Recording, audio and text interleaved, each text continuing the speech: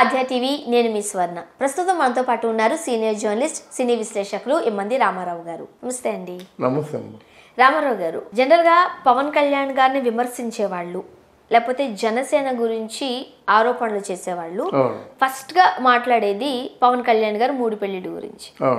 So మనం వారాహి పూజా కార్యక్రమంలో చూడొచ్చు.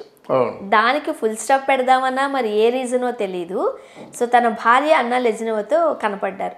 జనరల్ గా కనిపించరు సెలబ్రిటీస్ ఎప్పుడు కూడా ఫ్యామిలీతో భార్యను బయటికి తీసుకురారు. బట్ పవన్ కళ్యాణ్ గారు అన్నా లెజినోతో వచ్చారు. ఏం చెప్తారు? ఇది నిజంగా పవన్ కళ్యాణ్ తాలూకు ఆయన ఔన్నత్యాన్ని చాటి చెప్పేటువంటి సందర్భం అమ్మా. మీరు పవన్ కళ్యాణ్ తాలూకు భార్యలు ముగ్గురు కూడా, అంటే అక్కడ మొదటి భార్య కానీ రేణు దేశాయ్ కానీ లేకపోయినట్టు అన్నా లెజినవ్ కానీ ఇప్పటికి కూడా పవన్ కళ్యాణ్లో ఉన్నటువంటి ఆ గొప్పతనం, ఆ మానవతా విలువలు, మొన్న వీడియో చూసినట్టయితే మనకు కన్నీళ్ళు వస్తాయన్నమాట. పవన్ గారు నన్ను క్షమించండి, నేను తొందరపడ్డాను అని రేణు దేశాయ్ పలకడం కానీ, అలాగే అన్నా లెజినవ్ ఇక ముందు నా భర్తను జోలికి వచ్చినట్టయితే నీ అంతు చూస్తానని అన్నా లెజినవ్ అనడం కానీ, అన్నా లెజినవ్ ఎంత గొప్ప సంస్కారి. ఆవిడ పరాయి దేశం నుంచి వచ్చినప్పుడు కూడా ఈ దేశపు అలవాట్లని, ఈ దేశపు సంప్రదాయాన్ని గౌరవిస్తూ మా జాకెట్టు, మన మన మన చీరలు, మన కట్టు బొట్టు అన్నీ కూడా పెట్టుకుంటూ, తాలిబొట్టు పెట్టుకుంటూ ఎంత ఎంత మారిపోయింది, ఎంత సంస్కరించబడ్డది ఆవిడ. అంటే అది ప్రపంచానికి చాటి చెప్పాలనే ఉద్దేశంతో బహుశా అన్నా లెజినవ్ని తీసుకొచ్చారనమాట. చాలా తెలివైందట అమ్మాయి, చాలా తెలివిగా మాట్లాడద్దట.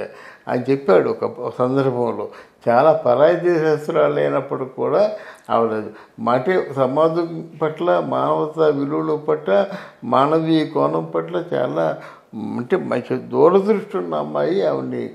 ఆవిడ గురించి తెలిసినట్టయితే మీరు అసలు ఆవిడ చేతులెత్తి నమస్కారం చేస్తారు అని పవన్ కళ్యాణ్ చెప్పాడు. అందుకే బయటికి తీసుకొచ్చాడనమాట. పవన్ కళ్యాణ్ గారికి బుక్ రీడింగ్ చాలా అలవాటు. చాలా సందర్భాల్లో ఆయనే చెప్తూ ఉంటారు. సిద్ధాంతాలు కలిగిన వ్యక్తి. అంటే పుస్తకాల పట్ల అవగాహనతో సమాజంలో ఎవరు ఎలా ఉండాలి, రైట్, మనకున్న హక్కులేంటి, వాటిని ఎలా కాపాడుకోవాలి, సో వీటి గురించి మంచి అవగాహన ఉన్న వ్యక్తి పవన్ కళ్యాణ్ గారు. నాకు తెలిసి ఆ ఉద్దేశాలు ఉన్నాయి కాబట్టి రాజకీయాల్లోకి రాగలిగారు. సో అలాంటి వ్యక్తి మూడు పెళ్లిళ్ళు చేసుకున్నారు అని అంటే ఎందుకు, ఏం చూసి అనేది ఆయనకి దగ్గరగా ఉన్న వ్యక్తులు ఒక క్వశ్చన్ మార్క్ వేసి వదులుతూ ఉంటారు ఎప్పుడు కూడా. సో మీరేం చెప్తారు?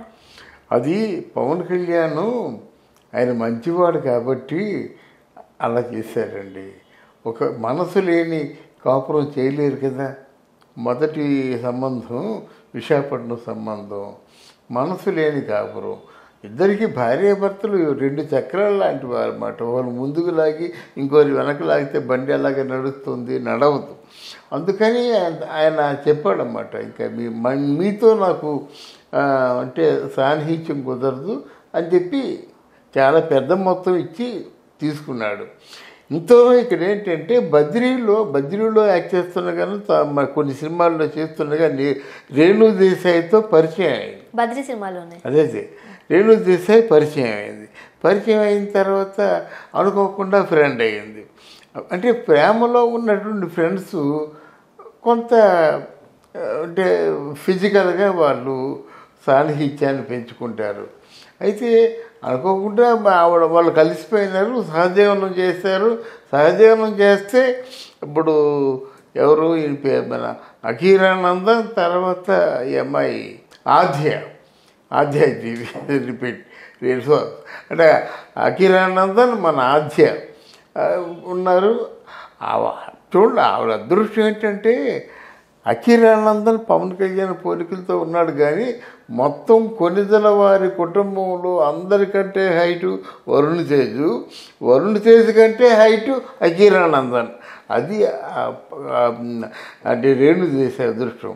తర్వాత ఆధ్యాయ ఎలా ఉంటుందంటే అచ్చు చిరంజీవి గారి మదర్ ఎలా ఉంటుందో ఆ చిరంజీవి గారి మదరు ముఖాన్ని పూరి ఉండడం ఏంటంటే వీళ్ళందరికీ తల్లితో సమానం ఆ అమ్మాయి కనుక ఆ తల్లి ముఖం ఉంది వచ్చింది కనుక ఎవరికైనా తల్లి ఆ ఫేస్ కట్స్ అలా ఉంటే ఆ భక్తిభావం ఉంటుంది, బుద్ధి ఉంటుంది, ప్రేమ ఉంటుంది, అన్నీ ఉంటాయి కనుక అది రేణు దేశాయ్ చేసిన అదృష్టం ఏంటంటే అది ఉంది. మంచి బాగా చదివించింది అండ్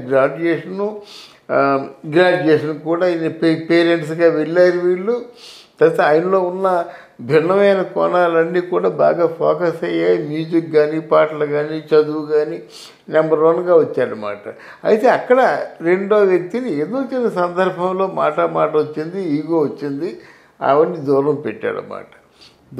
తర్వాత మన తీన్మార్ సినిమా షూటింగ్కి వెళ్తుండగా ఈ అమ్మాయి రష్యన్ అనుకుంటాను అమ్మాయి పరిచయం అయింది. పరిచయం అయిన తర్వాత వాళ్ళు అనుకోకుండా భార్యాభర్తలు అవుదాం అనుకున్నారు, అయ్యారు, వాళ్ళ పిల్లలు పుట్టారు. అయితే ఎవరికి కూడా అన్యాయం చేయలేదు కదా, అన్యాయం చేస్తే రోడ్డు ఎక్కుతారు కదా. అలాంటిది మూడు పెళ్ళిళ్ళు అంటారు ఎట్రా బుర్ర బుద్ధి లేదు. ఆ రేణు దేశాయ్ ఇప్పుడు ఆయన దేవుడు అని చెప్తుంది, ఆ మొదటి పిల్లం కూడా దేవుడు అని చెప్తుంది, ఈ మూడో భార్య కూడా దేవుడు అని చెప్తుంది. ఆయన ఎలాంటి నిర్ణయాలు తీసుకున్నా సరే శిరోధార్యం అని చెప్తుంది. మధ్యలో మీరెందుకు అనవసరంగా అదంతా నిజంగా పవన్ కళ్యాణ్ చెప్పాడు. ఒకవేళ నిజంగా ఇప్పుడు అమ్మాయిల్ని అసలు తప్పు చేసినందుకు తప్పు చేసినందుకు వేసుకునే శిక్షే ఆవిడకి 40 కోట్లు ఎంతో ఇవ్వడం, అంతే కదా. లేకపోతే ఊరికి ఎందుకు ఇస్తారు? అలాగే మొత్తం ప్రాపర్టీ అంతా ఇచ్చాడు రేణు దేశాయ్కి. తప్పు చేయబట్టి ఇచ్చాడనమాట.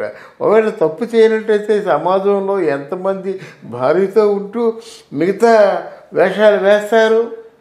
అలా మిగతా వేషాలు వేస్తున్నట్టయితే భార్యలు కూడా సహకరిస్తున్నారే.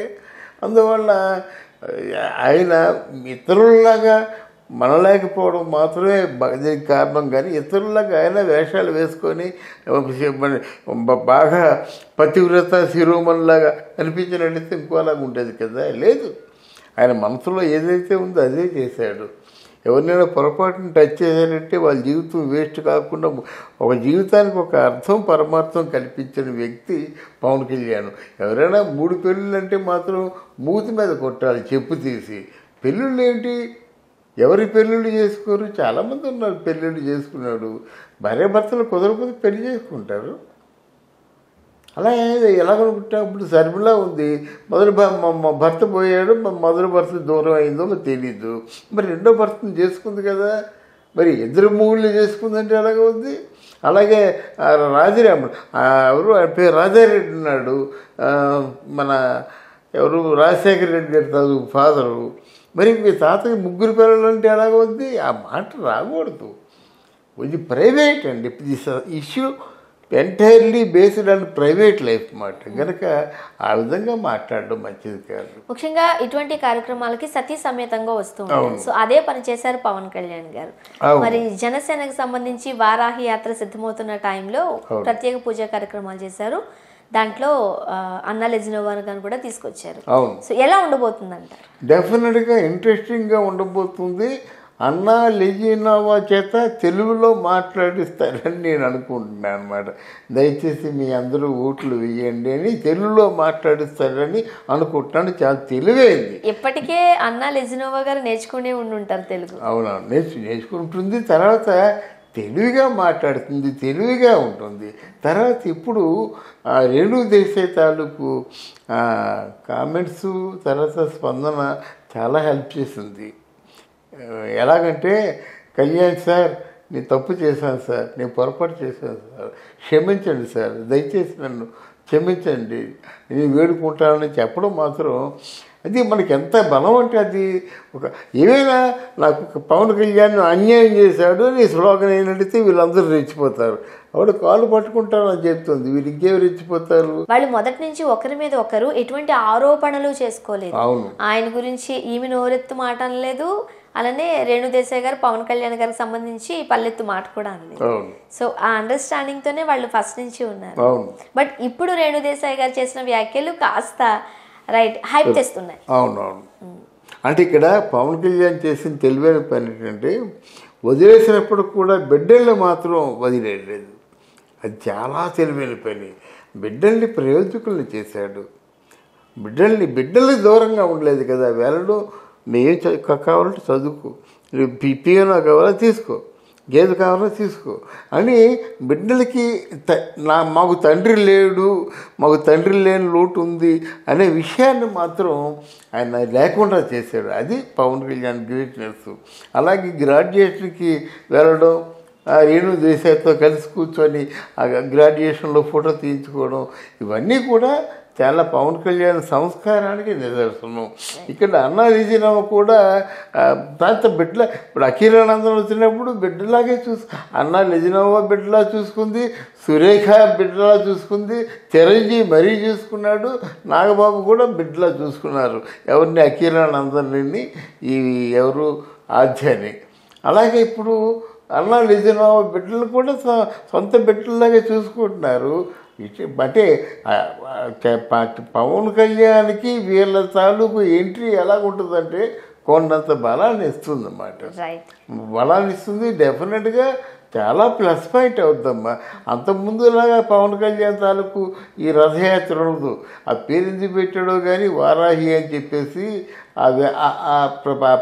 అంటే ప్రచార రథం ఓ ప్రబంధంలో దూసుకుపోతుందన్నమాట.